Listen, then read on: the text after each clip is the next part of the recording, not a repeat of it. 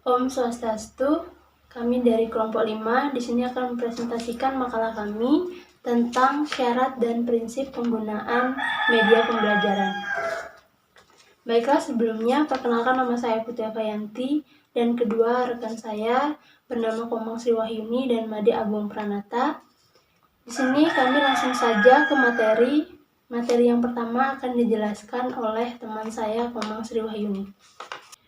Baik, di sini saya akan menjelaskan materi yang pertama, yaitu syarat penggunaan media pembelajaran. Kriteria pemilihan media pembelajaran bersumber dari konsep bahwa media pembelajaran merupakan bagian dari sistem instruksional secara keseluruhan. Maka, beberapa kriteria yang perlu diperhatikan dalam pemilihan media pembelajaran yaitu adalah sebagai berikut. Yang pertama, sesuai dengan tujuan, yang dimana media pembelajaran harus dipilih berdasarkan tujuan instruksional, di mana akan lebih baik jika mengacu setidaknya 2 dari 3 ranah kognitif, afektif, dan psikomotorik. Hal ini bertujuan agar media pembelajaran sesuai dengan arahan dan tidak melenceng dari tujuan.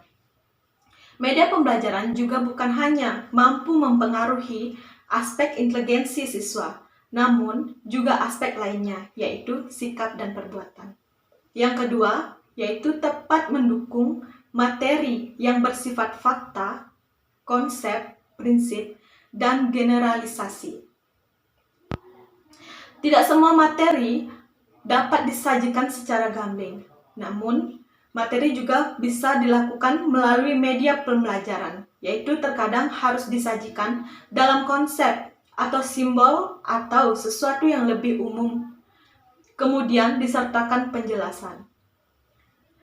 Hal ini memerlukan proses dan keterampilan khusus dari siswa untuk memahami hingga menganalisis materi yang akan disajikan. Media pembelajaran yang dipilih hendaknya mampu diselaraskan menurut kemampuan dan kebutuhan mendalami isi materi. Yang ketiga yaitu praktis, luas, dan bertahan. Nah, media pembelajaran yang dipilih tidak harus melalui mahal dan selalu berbasis teknologi. Namun pemanfaatan lingkungan juga bisa menjadi sesuatu yang sederhana, namun secara tepat guna akan lebih efektif dibandingkan media pembelajaran yang mahal dan rumit. Simple dan mudah dalam penggunaan media pembelajaran ini juga nantinya dapat diturunkan kepada siswa, sehingga siswa juga mampu terampil menggunakan media pembelajaran tersebut. Yang keempat, mampu dan terampil. Apapun media yang dipilih guru harus mampu menggunakan media tersebut. Nilai dan manfaat media pembelajaran sangat ditentukan oleh bagaimana keterampilan guru menggunakan media pembelajaran tersebut. Keterampilan penggunaan media pembelajaran ini juga nantinya dapat diturunkan kepada siswa juga mampu terampil menggunakan media pembelajaran yang dipilih. Yang kelima yaitu pengelompokan sasaran. Nah, di mana siswa terdiri dari banyak kelompok belajar antara kelompok satu dengan kelompok lainnya tentu tidak sama. Untuk itu, pemilihan media pembelajaran tidak dapat disamaratakan.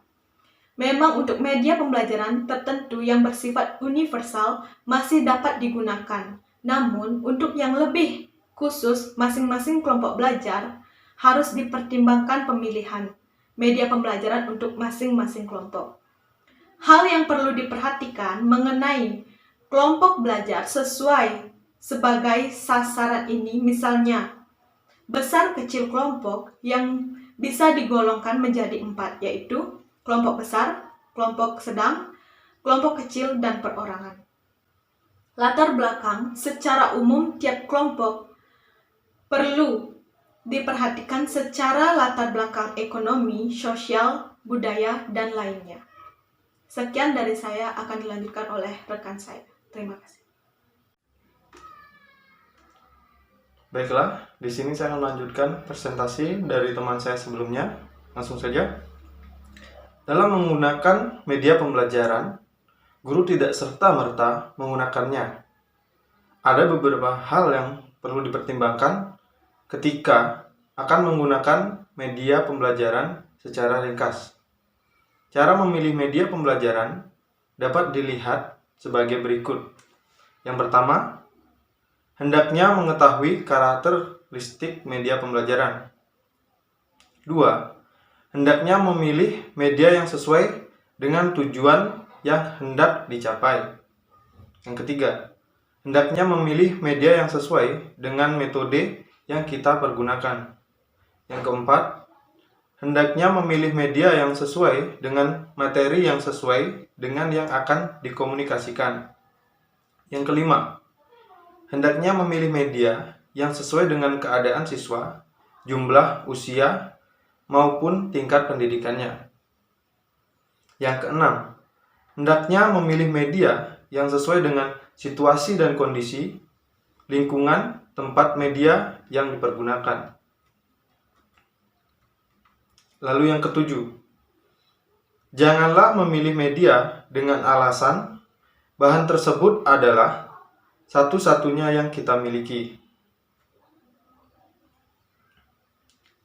Lanjut, namun demikian juga harus menjadi pertimbangan dalam memilih dan menentukan media pembelajaran, di mana kita harus memperhatikan situasi pembelajaran atau memperhatikan bagaimana kecocokan media pembelajaran yang akan digunakan dari sudut kemampuan media itu. Media yang dipilih sebaiknya dapat digunakan dimanapun dan kapanpun, dengan peralatan yang tersedia di sekitarnya, serta mudah dipindahkan dan dibawa kemana-mana. Beberapa syarat umum yang harus dipenuhi dalam pemanfaatan media pembelajaran dalam PMB yaitu: yang pertama, media pengajaran yang digunakan harus sesuai dengan tujuan pembelajaran yang ditetapkan. Yang kedua, media pengajaran tersebut merupakan media yang dapat dilihat atau didengar. Yang ketiga, media pengajaran yang digunakan dapat merespon siswa belajar. Yang keempat, media pengajaran juga harus sesuai dengan kondisi individu siswa. Kelima, media pengajaran tersebut merupakan perantara atau medium dalam proses pembelajaran siswa. Penggunaan media pembelajaran seharusnya mempertimbangkan beberapa hal berikut. Yang pertama, guru harus berusaha dapat memperagakan atau merupakan model dari satu pesan atau isi pelajaran yang disampaikan. Yang kedua, objek yang akan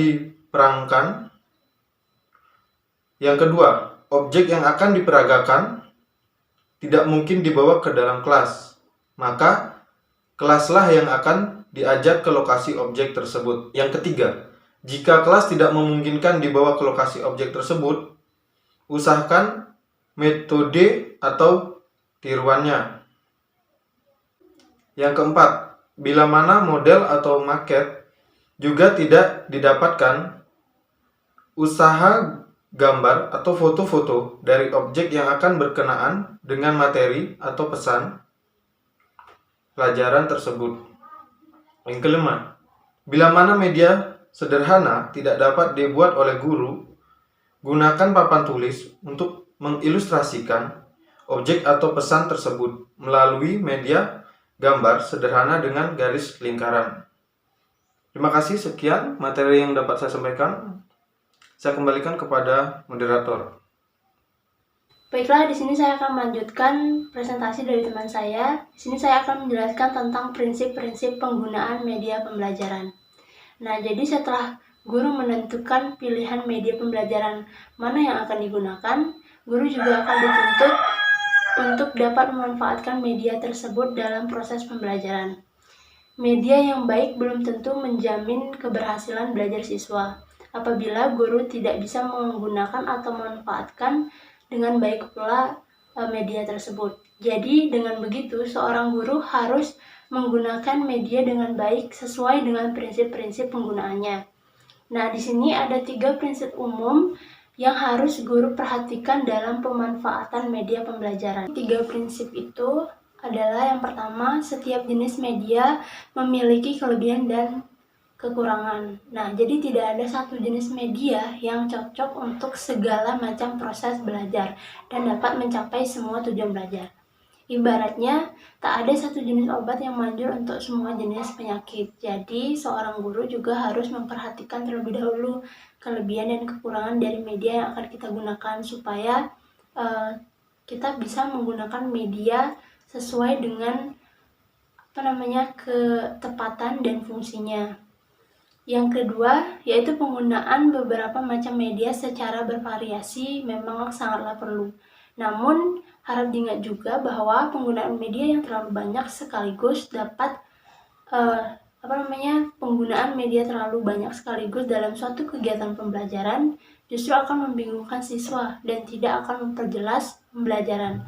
Oleh karena itu, gunakanlah media seperlunya dan jangan berlebihan. Yang ketiga, yaitu penggunaan media harus dapat memperlakukan siswa secara aktif. Lebih baik menggunakan media yang sederhana yang dapat mengaktifkan seluruh siswa daripada media yang canggih namun malah nantinya membuat siswa kita terheran-heran atau akhirnya pasif. Nah, selain dari ketiga prinsip umum itu, kita juga perlu memperhatikan beberapa prinsip dalam penggunaan alat atau media yang harus kita gunakan. Nah, yang pertama yaitu memudahkan dan mengurangi beban. Yang kedua, berangsur-angsur demi terbentuknya pemahaman anak peserta didik. Yang ketiga, menggembirakan dan tidak menimbulkan rasa takut. Yang keempat, menyamakan persepsi. Yang kelima, mengembangkan perbedaan pendapat. Nah, jadi dari seluruh prinsip ini bisa kita pahami sebelum kita menggunakan media pembelajaran, penting halnya kita memahami dan mengerti terlebih dahulu syarat dan prinsip penggunaan media tersebut supaya tidak terjadi kesalahan dalam penggunaan media tersebut. Baiklah, mungkin itu saja yang bisa kelompok kami jelaskan mengenai syarat dan prinsip penggunaan media pembelajaran. Apabila ada salah kata, kami mohon maaf. Jika ada yang ingin ditanyakan tentang materi kami atau kurang jelas, bisa ditanyakan nantinya di diskusi kelas.